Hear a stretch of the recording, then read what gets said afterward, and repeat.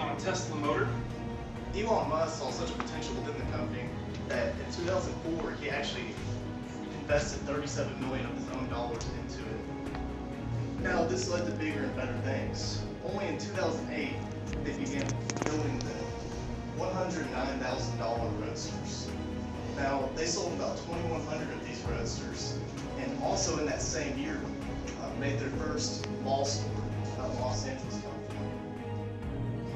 Electric car going green with Tesla, you will save money on gas every year.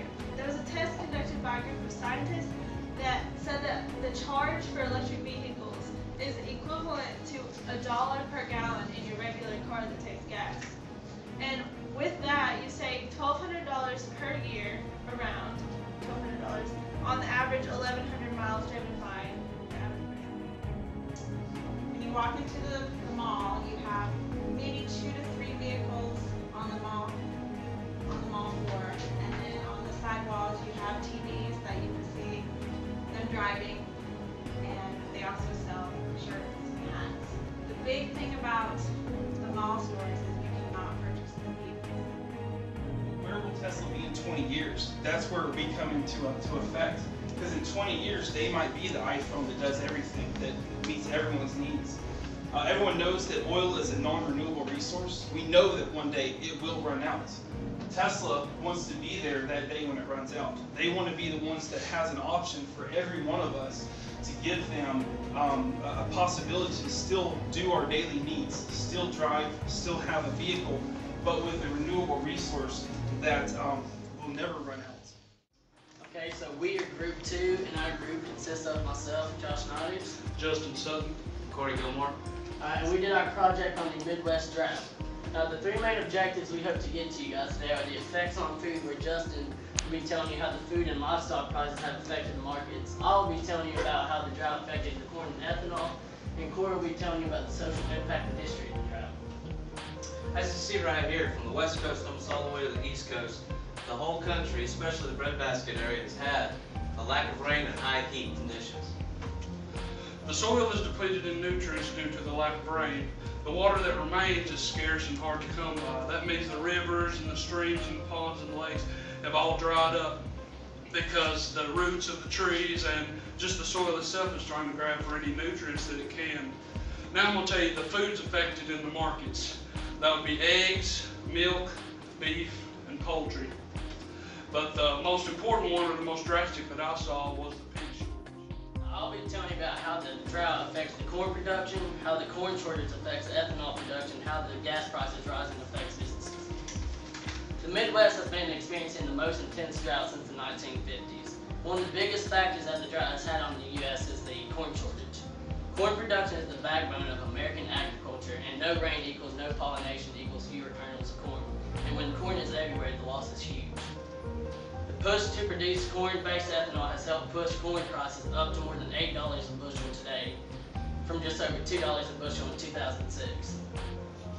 According to AAA, earlier this year, a gallon of gas was $3.87. That's up 16 cents from the beginning of this year, and almost a quarter from the same time last year. How y'all doing today?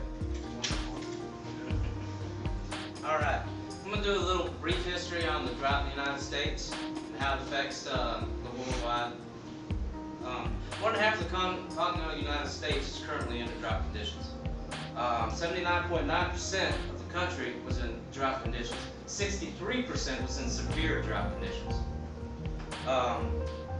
Excuse me, 69%, I'm sorry. About the helium shortage. Helium shortage is affecting more than just balloons. Helium may be the second most abundant element in the universe, but it's becoming increasingly scarce here in the United States. Since the U.S. provides about 75% to the market, it's now becoming a global issue. So stop talking with the squeaky voice and get serious. Alright, I'm going to tell you a brief history of the helium shortage.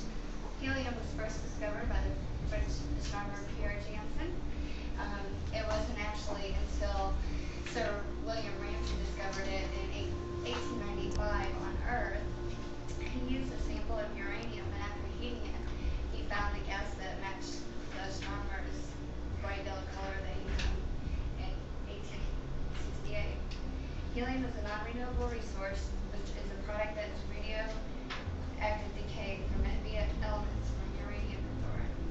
Helium is a natural byproduct of petrochemicals and therefore is a non-renewable resource. Scientists and medical researchers are launching a war against party balloons. The world's supply of helium, which is essential in research and medicine, is running dangerously low, and scientists say party balloons are to blame. The problem is, we put the stuff in party balloons and let it float into the upper atmosphere. It's careless, and it makes me angry. We are squandering an irreplaceable resource. Hi, I'm Chelsea Moses, and today I'm going to tell you on how helium affects the public. Helium not only affects the public, but the stakeholders as well. The biggest impact that helium shortage affects in the industries is healthcare and scientific research. When talking about the health industries, that means the hospitals, because the MRI machines are needing the gas to use to run properly. How it affects the scientific researchers, that means it affects them because they're the ones that are using the helium to find new research and do experiments and finding new cures. It affects the stakeholders, as I said, in the medical, because the MRI machines need the gas to keep running these machines properly. And we all know how much we all need MRI machines to use. It affects the scientific researchers because they're using this to find new cures for people, and the party planners because of the balloons. Thank you, and now I'm going to pass it to Barbara. Ms. Robert Slauson. Today I'm going to be discussing some of the possible solutions that are being used for this helium shortage. With the increasing helium shortage, questions arose on how the government, including its stakeholders, plan to counteract this problem. Therefore, the search has begun for innovative ways to overcome the global helium shortage. Helium affects various stakeholders, but mainly those within the medical fields, scientific research, and the party planning industry. With an estimated reserve of helium that is expected to run out in the next 25 years or less, everyone is looking for a way to preserve this element and also try to find sources that can substitute helium completely. The first and most important industry, I believe, affected by the helium shortage lies within the medical field and practices. According to Lee Sabota, a professor at the Washington University in St. Louis, national labs have proper equipment to capture and recycle helium that they use during their studies, but Sabota says it's the smaller industries, such as the party planning industry, that do not have this proper equipment in order to capture and recycle the helium that they use. In conclusion, we have talked to you about the history of helium and the shortage, and some of the effects on the public and stakeholders, and about some of the possible solutions. Thank you, and if you have any questions, we'll be glad to answer them. How do they capture the helium? Where do they get it from? I think the question was how do they capture helium. I'm not entirely positive on how they use it, but they have, like I said, in the scientific research area, they have developed equipment that when they're doing studies, it can capture that helium and keep it in a confined space. That way they can recycle it. I didn't find as much information on that, but I can look more into that and let you know later. So, wait, you guys said that there was like a shortage, but then there was a stockpile that made it to where it wasn't really noticeable. How does that work? I'm a little bit. Government has. Yeah, the government. Yeah, the question was how is there a shortage and then there's still a reserve of helium. There is, I think it's out in Amarillo, out near the Great Plains area. They actually have underground reserves of helium that it can't escape from.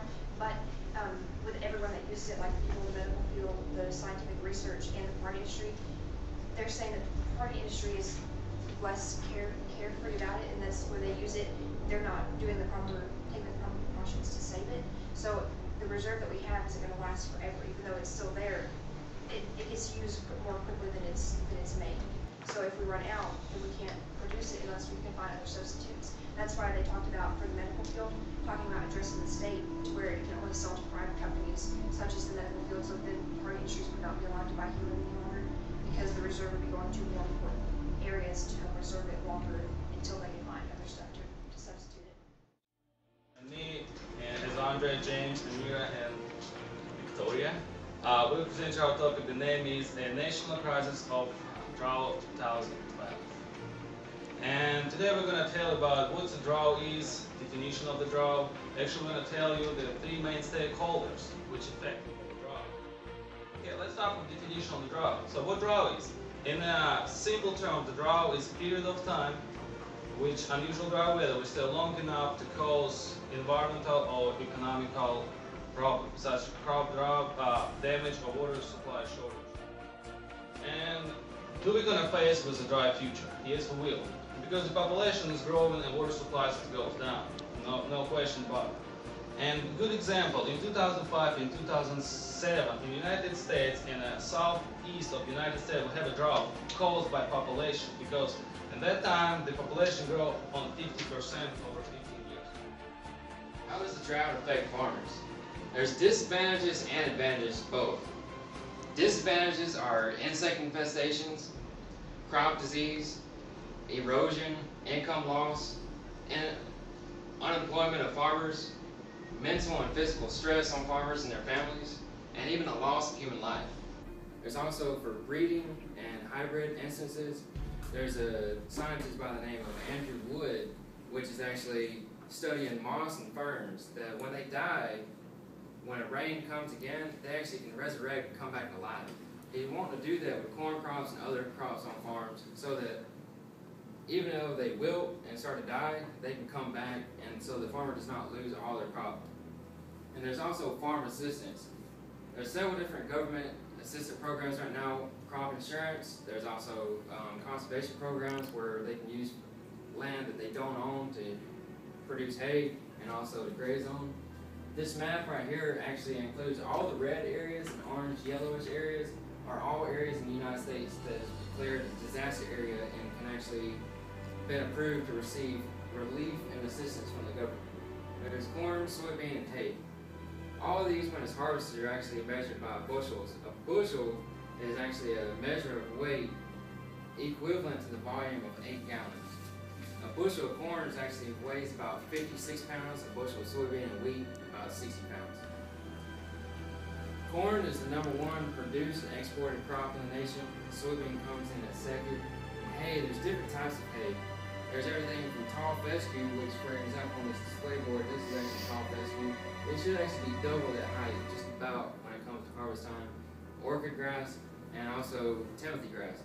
That's local Tennessee area grows those top 3 grasses, but nationwide alfalfa is the main use for hay.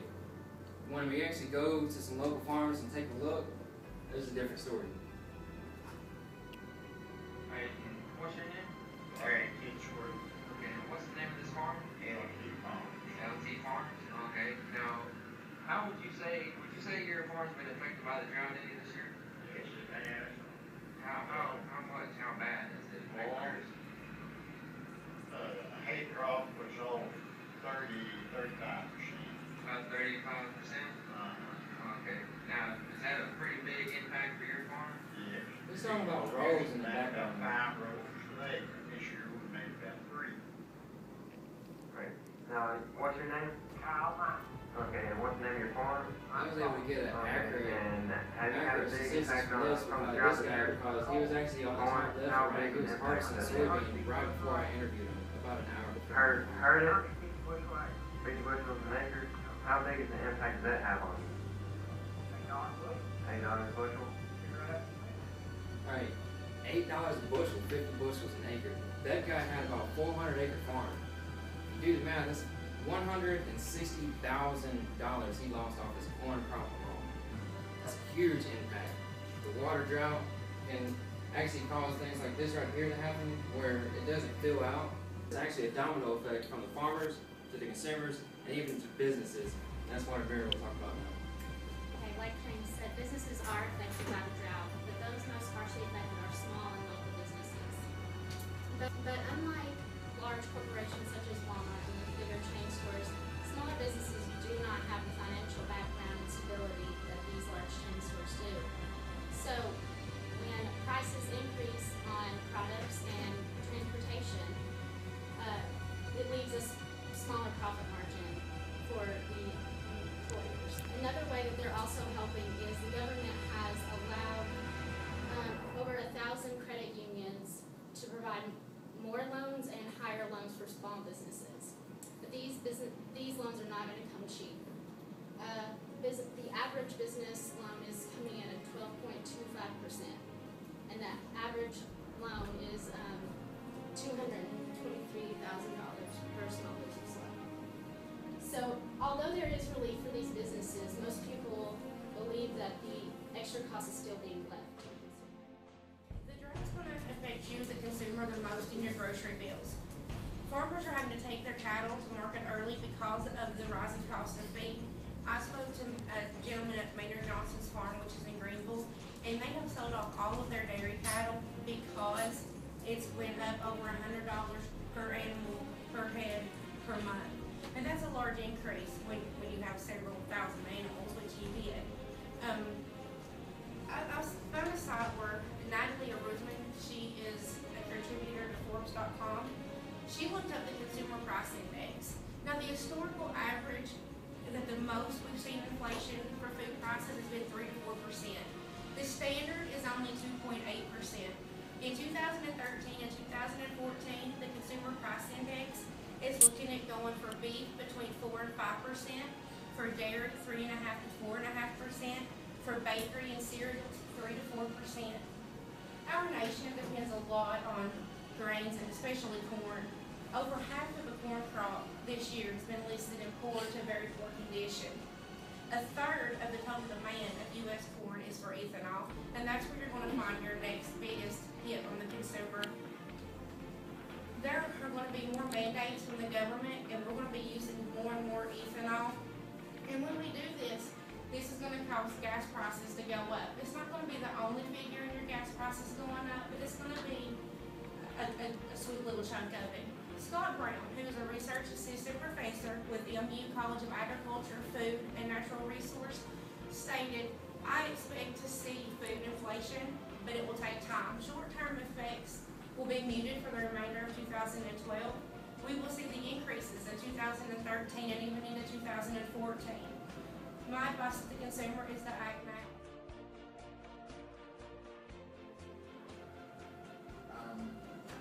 What about with the farmers selling off all their cattle? Did that have any short-term impact on beef prices going down? Because they sold them to slaughter. It did. They said that there would be maybe a month or two where the prices would actually come down. And the farmers, when they sold them, when they usually sell them, they're hundreds of pounds. They're selling them now. They're getting less money for them, which is hurting them also. But it's going to flood the market. Like now, chicken's 98 cents where they've had to run the chicken livestock through. In a couple of months, when we'd be normally bringing those animals to market and they're not there, there's going to be a shortage of beef, and that's going to cause the prices to go up as well. Hello, I'm Sarah Kirkendall. I'm Christian Williams. I'm Grace Loftus. And today we're here to talk to you about the fungal meningitis outbreak that has been sweeping our nation. Fungal meningitis is rare and usually the result of fungus being spread through the bloodstream to the spinal cord. It causes inflammation of the lining of the brain and the lining of the spinal cord. The fungus is harmless if inhaled, but when it is injected, it can become deadly. And now Christian is going to tell you about the outbreak itself. The outbreak began in early September of 2012. The cause is the fungus in the steroid shots. The steroid shots are injected to patients being treated for back, knee, and joint problems. The shots were first issued May the 21st of 2012. The fungus attacks, when put into the bloodstream, it attacks the blood cells and causes the blood to clot and makes you bleed out your membranes, making the body feel weak with flu-like symptoms. Meningitis itself did not enter into America until 1806, so the disease itself is not something new. The first case reported was in Medford, Massachusetts. There are three major stakeholders in the outbreak: the NECC, the New England Confounding Center, the hospitals, and the patients. I'm going to talk about how the hospitals are handling this outbreak. There was approximately 14,000 patients that were injected with this infected medication. Doctors have contacted about 97% of them and encouraged them to do a follow-up to check for any unnoticed symptoms. The diagnosis for this meningitis can include symptoms such as fever, headache, stiff neck, vomit, nausea, and photophobia and altered mental state. If any of these symptoms are visible or suspected, then blood or spinal cord fluid should be taken and tested immediately. As of December 1st, there were 510 confirmed cases and 39 deaths. There were 22 new cases since Thanksgiving alone, so this is still going on. The map behind me will show you how it is spread through the United States. As you can see, it's mostly on the eastern coast with a couple of states to the west. And Michigan, at 178, is the most infected. Tennessee ranking in number 2 at 84 infected. As far as the deaths go, Tennessee is number 1 in the deaths with 13 deaths, and actually the first patient dying in Tennessee was a judge named Mr. Lovelace. Second, you have Michigan with 10 deaths, Indiana with 6, Florida with 3, Virginia with 2, and Maryland and North Carolina both each had 1. Now I'm going to turn it over to Christian for the conclusion. Today you have seen how the NECC has neglected to take blame for the meningitis outbreak, how the hospitals have been working to treat and protect patients that have been affected by the outbreak, and how many people and their families have been affected by this outbreak, with some even losing their lives. We will now be glad to answer any questions that you have. They haven't paid any money to the patients or the families that's died yet. No, nothing has been paid to them. It's still being settled in court. How long do they expect that it will take to maybe settle this stuff? With the FDA doing their investigations, it could take several months. So they're neglecting to take the blame? They haven't said anything. The NECC is not talking, they're pleading the fifth. Why do you think, I don't know, this just jumped off the map at me, it was a good chart, really to understand. Why do you think Tennessee was the highest in deaths? Did you come across any of that in your research? What I noticed was that there were more hospitals in Tennessee that actually got their drugs from the NECC, and also larger hospitals such as Vanderbilt, which was where the first case was actually exposed. Why don't they regulate the FDA? I mean, you would think that anything that's going to be injected into somebody would be already regulated somehow. I don't understand, just because they don't ship across state lines, they weren't supposed to. They were supposed to already be regulated. And compounding centers, state boards are supposed to regulate them, and if they ship with across state lines, that's when the FDA comes in and is supposed to regulate. They say the state boards does not have the equipment or the technology to test the shots and the equipment and the inspectors to inspect all the facilities. So the state boards don't have the funding or the technology to do it, and the FDA hadn't really been notified about them shipping across state lines. So basically, in essence, it's an illegal operation. Yeah, it was.